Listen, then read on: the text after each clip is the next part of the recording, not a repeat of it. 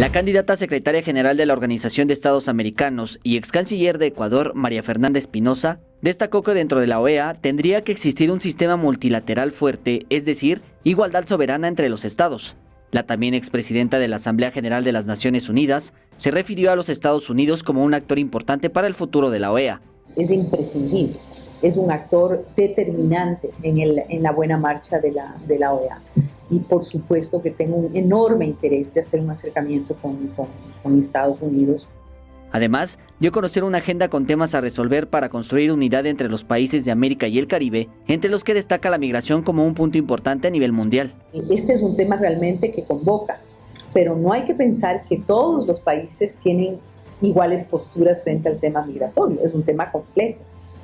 Pero lo que sí hay, me parece, es un acuerdo, en primer lugar, de cómo combatir la trata y el tráfico, es decir, la migración ilegal. Respecto al conflicto entre los Estados Unidos e Irán, la candidata a la OEA se limitó a mencionar que América Latina y el Caribe son territorios de paz. Se declaró a América Latina y el Caribe como un territorio de paz. Y esa declaratoria de territorio de paz yo espero que pueda ser extensiva al planeta entero. Jesús Arias, 21 Noticias.